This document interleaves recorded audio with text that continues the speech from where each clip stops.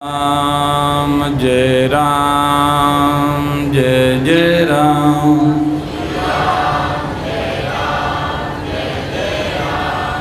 श्री राम जय राम जय जय राम।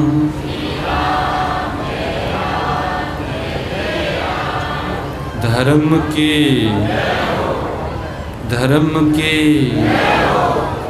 अधर्म का प्राणियों में गौ माता की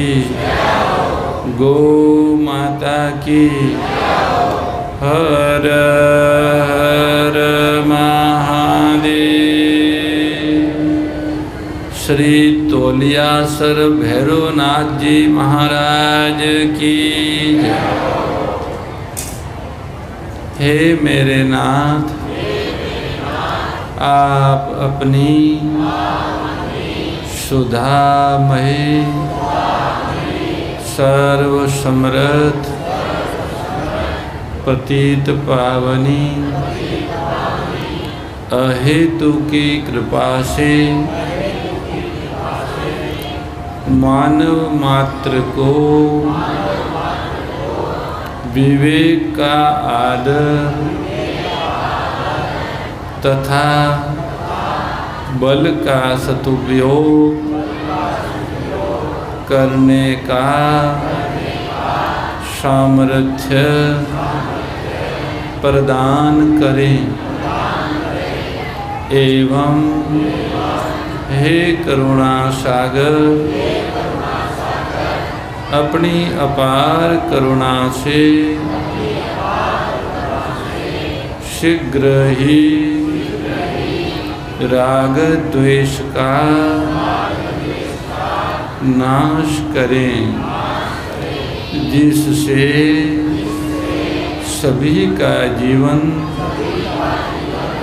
सेवा त्याग और प्रेम से परिपूर्ण हो जाएं।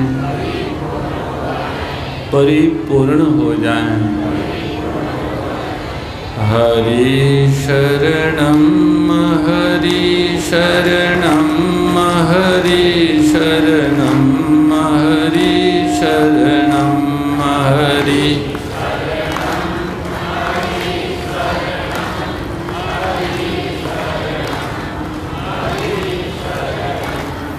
हरि शरणम हरि शरणम हरि शरणम हरि शरणम हरि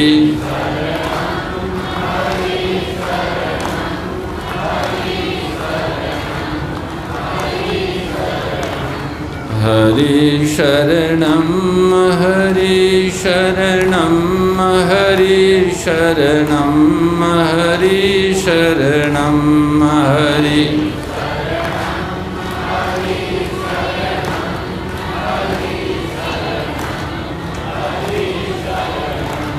सुरभि शरणम सुरभि शरणम सुरभि शरणम सुरभि शरणम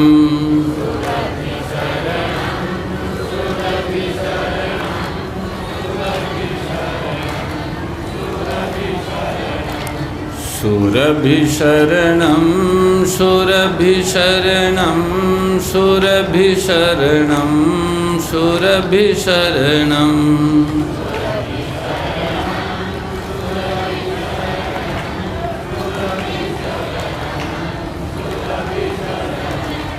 हरि शरणम हरि शरणम हरि शरणम हरि शरणम हरि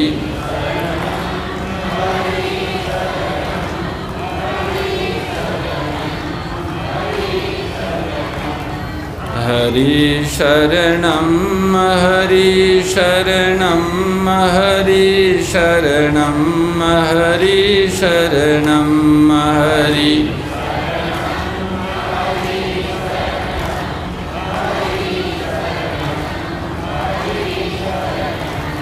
हरि शरणम हरि शरणं हरि शरणं हरि शरणं हरि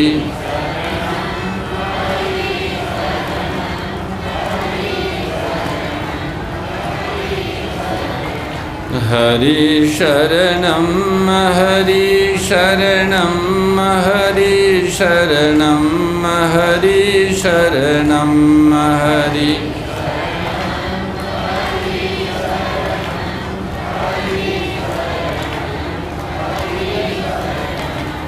हरि शरणं हरि शरणं हरि शरणं हरि हर शरणं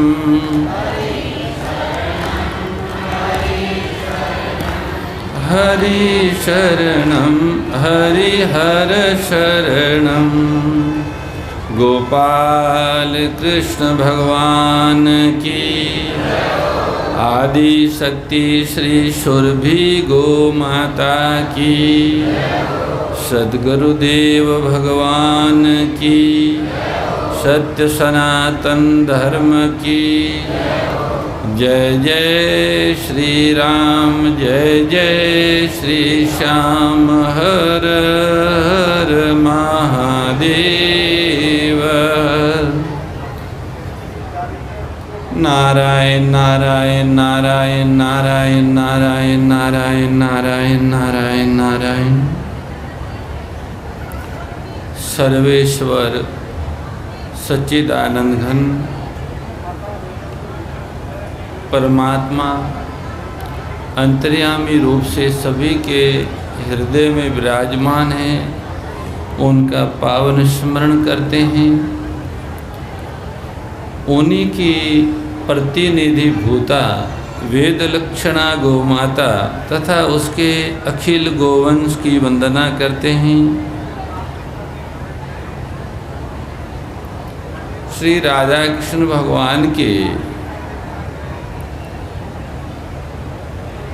पावन प्राण प्रतिष्ठा समारोह एवं श्रीमद्भागवत ज्ञान यज्ञ के अवसर पर तौलियासर गांव की धर्मधरा पर आयोजित गोरक्षा सम्मेलन में पधारे हुए पूज्य महंत श्री दिनेश गिरि जी महाराज राजस्थान गौ सेवा समिति के अध्यक्ष एवं बुद्धगिरि मठ के पीठाधीश्वर परम पूज्य ब्रह्मलीन समित स्वामी सोमगिरि जी महाराज के कृपा पात्र स्वामी विमर्शनानंद जी महाराज विमर्शानंद जी महाराज पूज्य थानापति जी महाराज पूज्य संत श्री प्रकाश दास जी महाराज यहाँ उपस्थित सभी धर्मनिष्ठ कर्तव्यपरायण गौ सेवा भावी हरि भक्त सज्जनों माताओं बंधुओं बालकों सभी को सादर सप्रेम हरि स्मरण जय गौ माता जय गोपाल। सज्जनों, आज गौ सेवा गौ रक्षा सम्मेलन है, इसलिए हम लोग सब गौ माता विषय चर्चा करते हैं, करेंगे और सुनेंगे। वैसे तो यहाँ श्रीमद् भागवत जी की कथा हो रही है, तो ज्ञान भक्ति वैराग्य शिष्टाचार सदाचार ये सारी सत्संग का लाभ यहाँ बैठने वाले लोगों को प्राप्त होता है। श्रीमद् भागवत जी में श्रीमद् भागवत पुराण में सब प्रकार की वह चर्चाएं हैं, वो उपदेश है जिससे मनुष्य का संपूर्ण विकास हो सके तथा उनका अभ्युदय और उन्हें निश्रेय की प्राप्ति हो। ऐसे सब साधन श्रीमद् भागवत महापुराण में बताए गए हैं। कहने वाले और सुनने वाले अगर श्रद्धापूर्वक एकाग्रता से कहे और सुने तो मनुष्य जीवन की कोई शंका शेष नहीं रहती। ऐसा सब कुछ उन सदग्रंथ में विराजमान है। ऐसे शब्द वांगमय स्वरूप श्री भागवत जी को वंदन करते हैं और गो महिमा की चर्चा प्रारंभ करते हैं। सज्जनों, संगत जैसी संगत ऐसी रंगत, अथवा जैसा संग ऐसा संस्कार और जैसा संस्कार ऐसा स्वभाव। ये एक लोकोक्ति भी है और शास्त्र का भी यही निर्देश है। सभी समझदार लोग इस बात को समझते हैं कि भला के संग करने से भलाई होगी और बुरा का संग करने से बुराई होगी। इस सृष्टि में 5 गुण और 3 गुण और 5 तत्वों के मिश्रण से सारा समूह पदार्थ, क्रिया और प्रकाश का ये सारा समूह जगत है। इसमें तमोगुण, रजोगुण और सतोगुण, ये 3 प्रकृति के गुण है।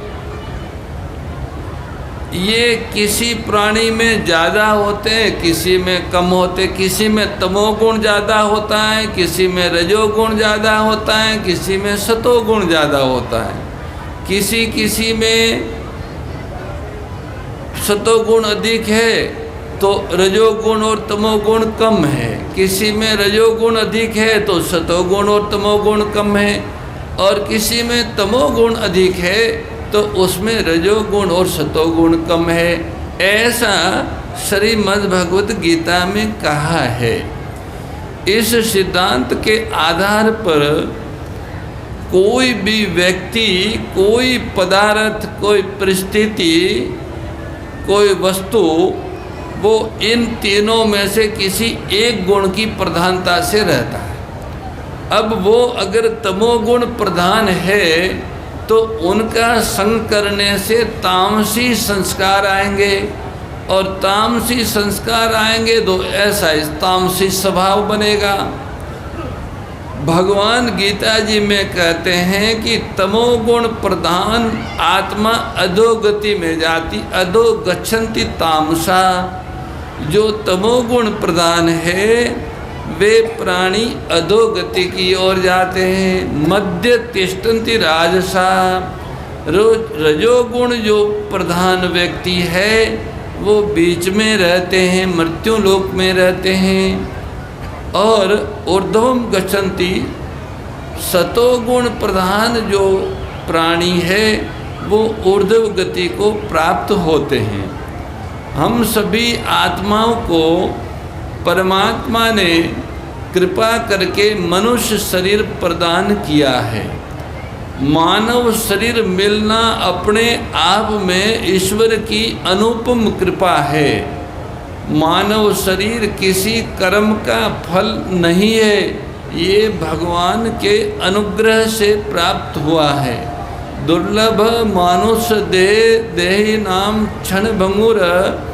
ये मनुष्य शरीर अत्यंत दुर्लभ है परंतु क्षण भंगुर है। जैसे बिना पकाया हुआ मिट्टी का मटका पानी गिरने से पिघल सकता है और स्वयं किसी के टकराने से समाप्त हो सकता है, ऐसे ये शरीर भी बिना पकाया हुआ मिट्टी का मटका है। मिट्टी के मटके को कुम्हार कजावे में पकाता है, परंतु ये शरीर तो बिल्कुल कच्ची मिट्टी का बना हुआ है, इसलिए किसी भी क्षण ये नष्ट हो सकता है। अत्यंत दुर्लभ होने पर भी इनके नष्ट होने की संभावना निरंतर बनी रहती है, कभी भी नष्ट हो सकता है।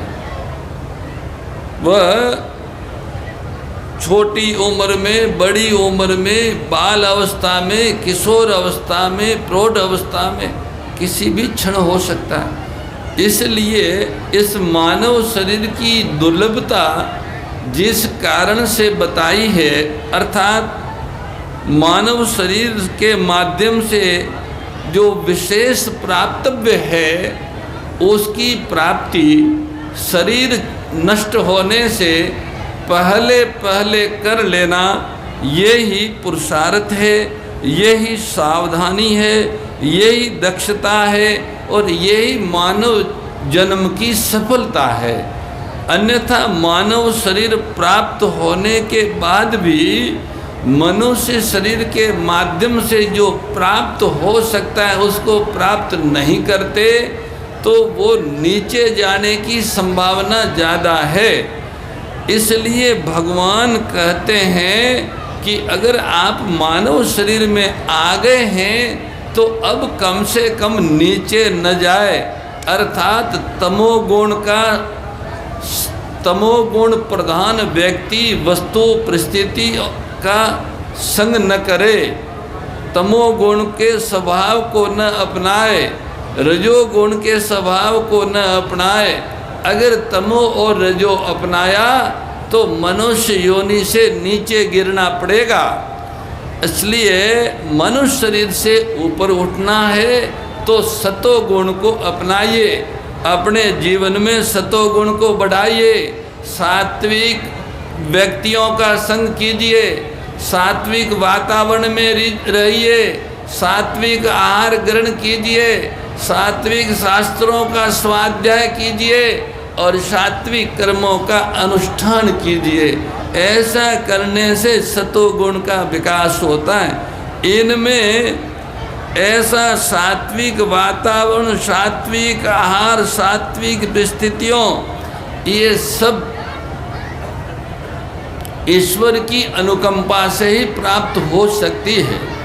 क्योंकि आज गोरक्षा सम्मेलन है, इसलिए ये बात कही जा रही है कि तमोगुण, सतोगुण और रजोगुण, तमोगुण में नीचे ले जाने का स्वभाव है, ऐसे ही सतोगुण में ऊपर ले जाने का स्वभाव है। अब जैसे हमारे स्वामी विमर्शानंद जी ने महिषी और गाय का उदाहरण दिया और बड़ा सुंदर अपनी लोक भाषा में भूतनी कहा, मुझे तो पूरा समझ में नहीं आया, पर आप सब खूब खुश हुए तो हम भी खुश हो गए। तो हमारे शास्त्रों के अनुसार देवी और आसुरी, देवी और दानवी दो परंपराएं हैं। दिति की संतानें दानव कहलाती हैं और अदिति की संतानें देव कहलाती हैं। इस धरती पर दिति का प्रतिनिधित्व भैंस कर रही है और अदिति का प्रतिनिधित्व गाय कर रही है। अर्थात भैंस के संग रहने से, भैंस से प्राप्त पदार्थों का सेवन करने से जो दानवों का प्रधान गुण है तमोगुण, वो बढ़ेगा, वो स्वभाव बढ़ेगा। तमोगुण में सबसे पहली चीज़ें स्वार्थ, प्राण पोषण परायण इति असुरा। उपनिषदों में असुरों का पहला लक्षण बताया है, जो अपने कामनाओं की पूर्ति में ही लगे रहते हैं, वे असुर कहलाते हैं, वे असुर कहलाते हैं। तो सज्जनों, वे स्वार्थी, क्रोधी, ईर्ष्यालु और दूसरों के प्रति अकारण द्वेष करने वाला, ये चार प्रधान असुरों के गुण है, तमोगुण के प्रधान लक्षण है। और ये सभी लक्षण महिषी में है। ये स्वार्थी है, पेट भरे बिना अपने बच्चे को भी दूध नहीं पिलाती, और इतनी क्रोधी है कि बच्चे की तरफ आंख देखेगी तो बच्चा आएगा नहीं, निकट नहीं आएगा। और जैसा महाराज ने कहा, गंदगी प्रिय है, गंदगी, कीचड़, बुराई वो पीरे है, भुल्लकड़ है, आलसी है, ये पांचों दुर्गुण भैंस में है। ये तमोगुणी प्राणी है। भैंस की प्रजाति के जैसे भेड़ आदि है, ये भी तमोगुण में आते हैं। बकरी, ऊंट वगैरह रजोगुण में आते हैं। गौ माता सतोगुण में आती है। गौ सतोगुण से भी ऊंची है। सतोगुण प्रधान मनुष्यों में भी सार उनके शरीर का मल सात्विक नहीं होता, पर गौ का मल और मूत्र भी सात्विक और पवित्र होता है। इस दृष्टि से गाय इन तीनों गुणों से अतीत किसी ऐसे चिन्मय लोक से संबंध रखती है जहाँ इन गुणों का प्रभाव नहीं है। वेद के अनुसार गौ का संबंध गोलोक से है। गाय के शरीर के ऊपर वाले भाग में जो ककूद है, उस ककूद में एक सूर्य केतु नाम की नाड़ी, उसमें भगवान सूर्य से निकलने वाली असंख्य किरणें, जिनमें 3 प्रधान है, उसमें से एक किरण तो समुद्र के जल को अवशोषित करके सोहम मंडल में ले जाती है और मीठा बना के बरसात के रूप में, आकाश गंगा के रूप में वापस देती है। एक किरण मनुष्य सहित सभी देहधारी प्राणियों को ओज देती है, और एक किरण है जिसका नाम गो है। वो किरण इस गाय के इस ककूद में यहाँ प्रवेश करती है। उस सूर्य केतु नस के माध्यम से हृदय में जाती है, और हृदय से ये गलकंबल में एक नस है, उनके माध्यम से वो विद्युत गाय के जड़ में, डाढ़ में जाती है। तो गाय जब जुगाली करती है, उस समय वो ऊर्जा उसके जुगाली के साथ साथ में आंत में उतरती है। उससे गाय के शरीर में एक सवर्ण पीतक्षार नाम के तत्व की संरचना होती है। ये आयुर्वेदिक भाषा है। ये सवर्ण पीतक्षार गाय के गोमय में, गाय के गोमूत्र में और गाय के दूध में वापस आता है। इतना ही नहीं, गाय के रोम रोम से वो सवर्ण पीतक्षार का जो सूक्ष्म भाग है वो निकलता है। जब कभी दुनिया अगर इस तरफ बढ़ेगी और गाय के स्वरूप को पहचानने का प्रयास करेगी, तो गो वेद लक्षणा गौ माता के चारों तरफ एक ऐसे आभा मंडल का निर्माण होता है। उनके शरीर से निश्रित वह सात्विक चित्ती पुंज उनके औरा के रूप में चारों तरफ विद्यमान रहते हैं। उनमें उस औरा में जाने से तमो और रजोगुण शांत होते हैं और सतोगुण बढ़ता, अर्थात मन में प्रसन्नता, एकाग्रता और शांति की अनुभूति होती है। ये उसको होती है जो गौ के प्रति आत्मीयता रखते हैं। उस गाय के निकट जाने से होती है जो गाय सुखी, प्रसन्न और निर्भय हो। जो गौ के प्रति दुर्भावना रखते हैं, वो हजारों गायों के बीच में रहेंगे तो भी गौ का प्रसाद उनको नहीं मिल सकता। लाखों करोड़ों गायों के बीच में निवास करने पर भी सतयुग में, त्रेता में और द्वापर में राक्षस थे, दानव थे, जैसा महाराज ने कहा, पर वो गौ के साथ द्वेष रखते थे, दुर्भावना रखते थे। सद्भावना से, समर्पण से पूज्य की कृपा हमारे में उतरती है। आशीर्वाद हमारे में तब उतरता है जब अहम का विसर्जन हो। हम सूर्य को नमस्कार करते हैं तो सूर्य की कृपा हमारे पर उतरती है। तब जब मैं हटता है, ऐसे गौ के प्रति जब भक्ति होगी तो गौ माता की महिमा का अनुभव होगा। नहीं तो भाई गायों के बीच में तो कसाई रहते ही है, प्रतिदिन 50,000 गोवंश की हत्या करते कसाई तो करते।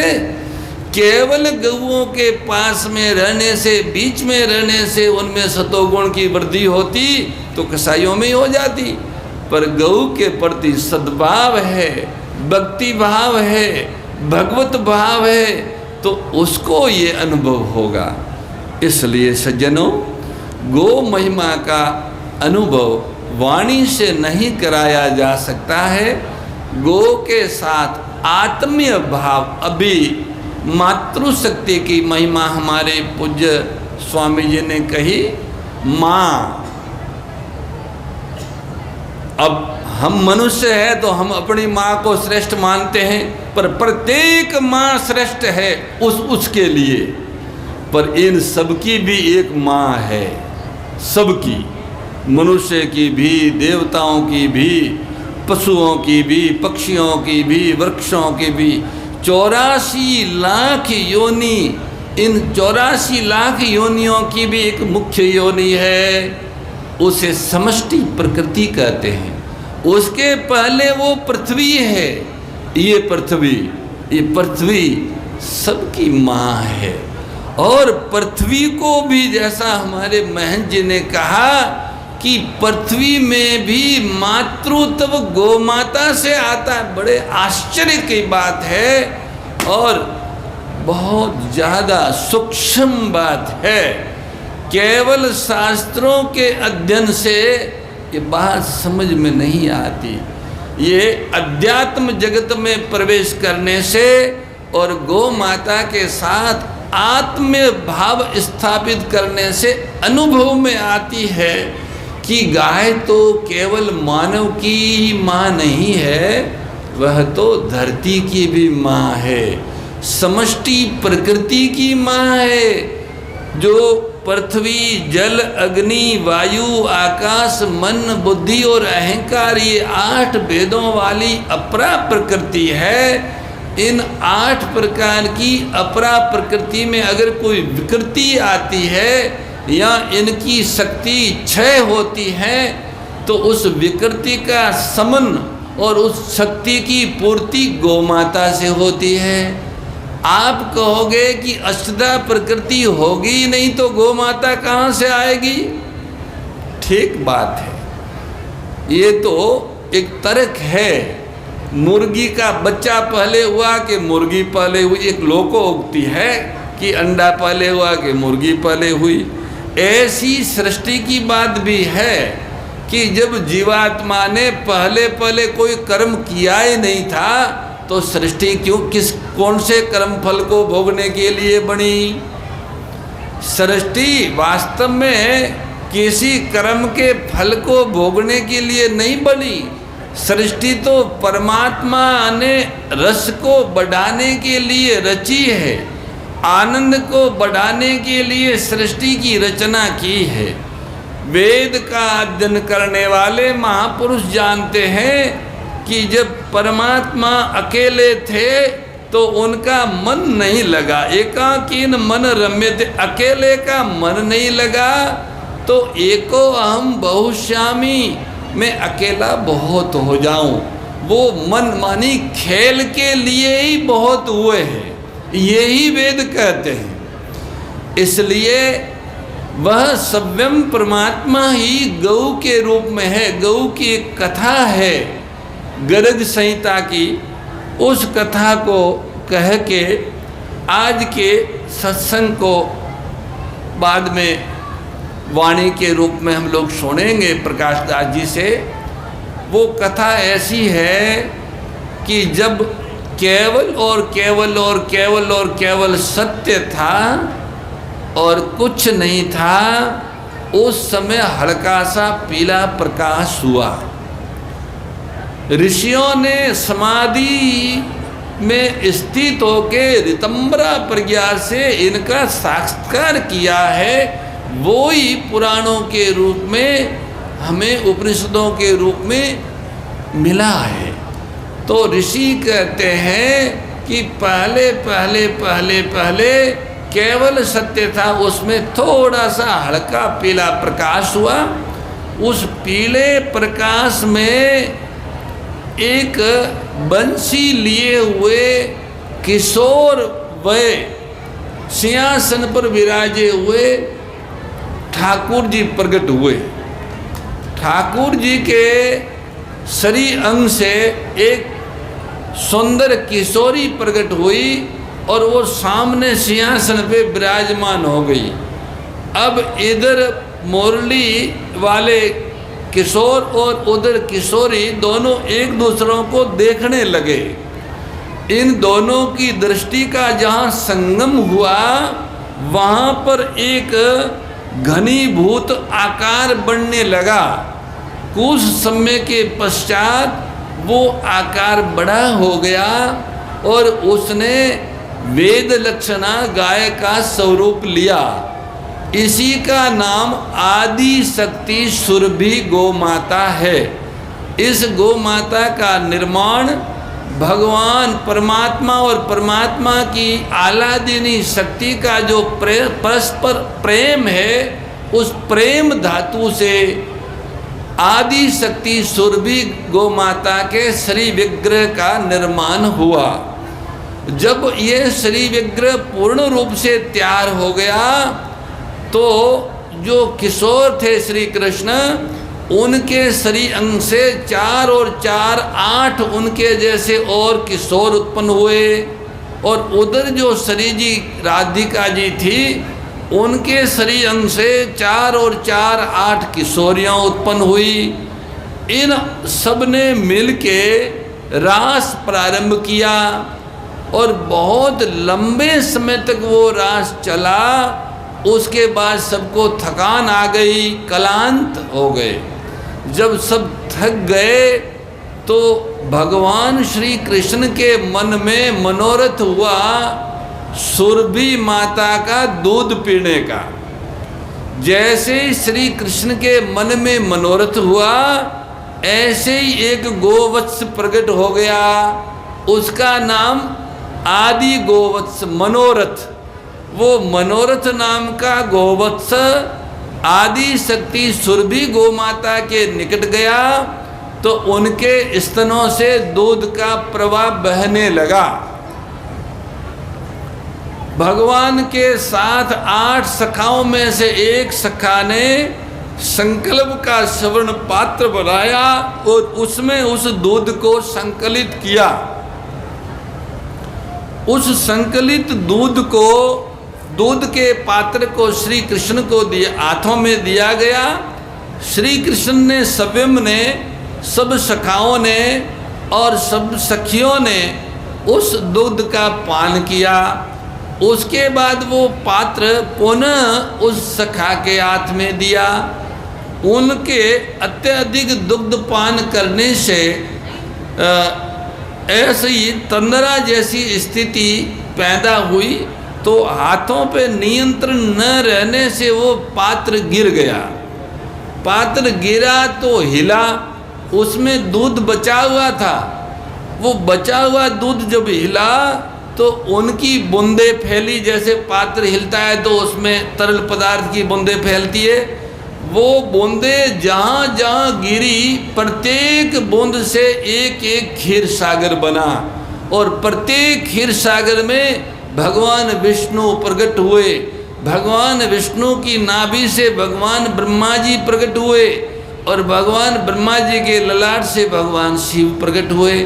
ऐसे असंख्य क्षीर समुद्र हुए और उन सभी समुद्रों में पूरा ब्रह्मांड तैयार हुआ।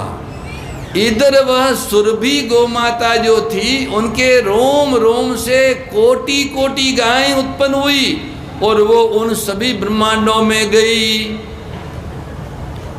ये सब हुआ, पर वो जो श्री कृष्ण और श्री जी है वो वहाँ यूं के यूं है। अब ये जो कोटि कोटि गायें अनेक ब्रह्मांडों में अलग अलग पृथ्वियों पे गई, उन सब का संबंध उस आदि शक्ति सुरभि गौ माता से यूं है जैसे आप सबके दूरभाष का संबंध उपग्रह से रहता है। यद्यपि ये बहुत स्थूल उदाहरण है, ये तो गौ का आदि गौ से संबंध वो सूक्ष्म है, फिर भी उससे मिलता जुलता है।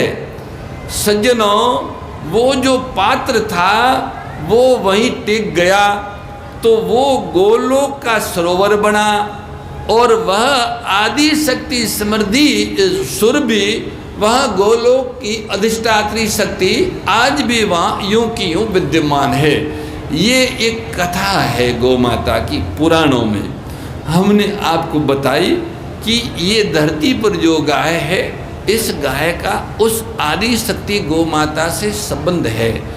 इसलिए अगर हम आत्मीयता पूर्वक इस गौ माता के निकट जाते हैं तो हमारे जीवन में सतोगुण बढ़ता है।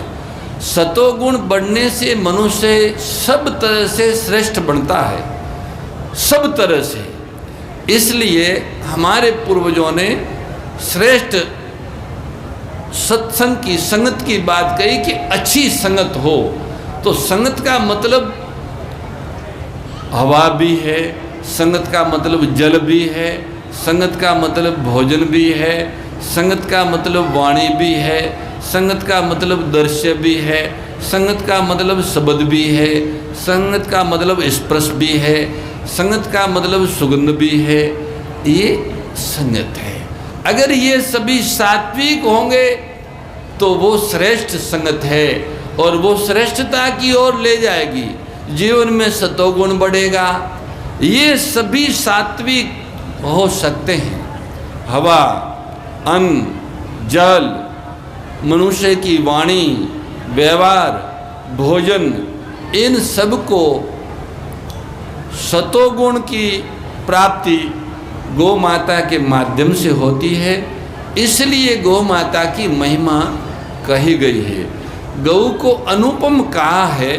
अनुपम इसलिए कहा कि वो जो मातृत्व का भाव है वो गौ माता से ही आता है। आप देखेंगे कि जो आसुरी प्रकृति की महिलाएं होती है वो अपने बच्चों को भी दूध नहीं पिलाती, जन्मते ही किसी और के हाथ में दे देती। होती तो मानवा आकार है पर उनमें मातृत्व नहीं होता। तो जहाँ तमोगुण और रजोगुण अधिक होगा वहाँ पे वात्सल्य कम होगा। पर तमोगुण रजोगुण प्रधान माताएं भी अपने शिशुओं को दूध पिलाती है। कोई कोई ऐसी होगी जो नहीं पिलाती, बाकी पिलाती है। पशुओं में, पक्षियों में अलग अलग तरह के गुणों वाले होते। तो ये जो मातृत्व का भाव है मूल, ये इनकी टकसाल, इनका स्रोत गाय है। इसलिए जब हम मातृशक्ति की रक्षा की बात करते हैं तो उसका मतलब ऐसा है, समग्र मातृत्व है। गाय और हमको जन्म देने वाली वो और ये पृथ्वी, हम जिनकी उपासना करते वो देवी, ये चारों अलग अलग नहीं है। ये सब एक ही मिलके माँ है। माँ इतनी ही नहीं है, माँ की माँ, माँ की माँ, माँ की माँ, सबकी माँ तो एक ही है। तो सबकी जो माँ है वो मातृत्व की खान है, वहाँ से मातृत्व आता है। तो पवित्र और सात्विक मातृत्व की अपेक्षा हम सनातनी हिंदू करते हैं और ये पवित्र और सात्विक मातृत्व हम लोगों को गौमाता से प्राप्त होता है। जब हम मनुष्य कहते हैं तो वहाँ माता, नर और नारी दोनों ही आते हैं। माँ का स्थान ऊंचा है पिता से, इसमें कोई संदेह नहीं। क्यों? क्योंकि माँ ही तो सबसे पहले मनुष्य की निर्माता है। उनकी गुरु, उनकी आदर्श, उनकी शिक्षक, उनको जीवन जीने की राह दिखाने वाली माँ ही है। तो और योनियों में भी माँ की महिमा है, पर हम मानव है तो हम माँ के उपकार को समझ सकते हैं। इसलिए हम मातृत्व की महिमा और गरिमा बनाए रखने के लिए सारे उपाय हजारों वर्षों से करते आए हैं। सज्जनों, हमारे स्मृतियों में और श्रुतियों में कहा है कि जन्म देने वाली माँ को अपने शरीर की चमड़ी का जूता बना के पहना दे तो भी माँ के ऋण से पुत्र मुक्त नहीं होता। अब विचार करो, शरीर माँ के अतिरिक्त पिता का, राष्ट्र का, समाज का, धरती का, प्रकृति का, परमेश्वर का, उनका भी ऋण है, पर केवल माँ का ऋण भी इतना है कि चरम उतार के पहना दो ज्योति बना के तो उतरता नहीं। अब चरम उतार देंगे तो बाद में शरीर तो कोई काम का ही नहीं रहेगा। तो हम ऋण से कैसे मुक्त होंगे? और ऋण मुक्त हुए बिना शांति नहीं, ऋण मुक्त हुए बिना मुक्ति नहीं, ऋण मुक्त हुए बिना भक्ति नहीं, ऋण से मुक्त हुए बिना कल्याण हो ही नहीं सकता। तो ऋण मुक्ति का उपाय क्या है? गीता जी में आपने देखा होगा, भगवान अंत में 18वें अध्याय में कहते, उसके बाद वे उपदेश रोक देते हैं। वे कहते सर्वधर्मान परित्यज मामेकम शरणम व्रज, सब प्रकार के उपायों का त्याग करके तुम मेरा आश्रय ले, मैं तुझे सभी पापों से मुक्त कर दूंगा, ये मेरा वचन है। सज्जनों, ये जो शरणागति भाव है, समर्पण भाव है, ये ही सब ऋणों से मुक्त होने का उपाय है। प्रारंभ में हम लोग हरि शरणम मंत्र का जप कर रहे थे। शरणागति भाव का मतलब है कि जो कुछ समय मिला है वो ईश्वर से मिला है, और उसके द्वारा जो कुछ अच्छा हुआ है वह भी ईश्वरीय शक्ति से ही हुआ है। इसलिए उनका श्रेय ईश्वर को ही देना, स्वयं न लेना।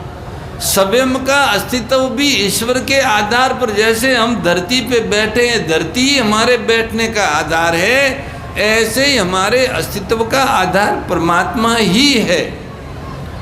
इस बात को स्वीकार करके अपने आप को उनके शरणागत मानना, उससे सारे ऋणों से मुक्ति हो जाती है। कैसे? शरणागति कब आती है? जब पूरी शक्ति लगा दें, अपने पास जो शक्ति है वो पूरी लगा दे, उसके बाद शरणागति आती। केवल लंबा दंडवत करने का नाम शरणागति नहीं, वह भी शरणागति का प्रतीक है, शिष्टाचार है। पर शरणागति, संपूर्ण शरणागति का मतलब केवल दंडवत नहीं है। जैसे हम लोग गौ सेवा से जुड़े हुए हैं, हमारा जीवन ही इसी के लिए, हमारा लक्ष्य भी यही है, हम और कुछ चाहते भी नहीं हैं। गऊ को छोड़ के कोई मुक्ति, भक्ति, सिद्धि, ज्ञान कुछ नहीं चाहते। परंतु जब हम गऊ की महिमा को पुनर्स्थापित करने का प्रयास करते हैं, उनके कष्टों के निवारण का प्रयास करते हैं, और अपनी जब संपूर्ण शक्ति लगा देते, फिर भी हम उनके कष्टों को नहीं मिटा सकते, उस समय हम ईश्वर की शरण को स्वीकार करते हैं। परमात्मा, आपकी दी हुई शक्ति इसमें लग गई, पर इससे तो कुछ हुआ नहीं।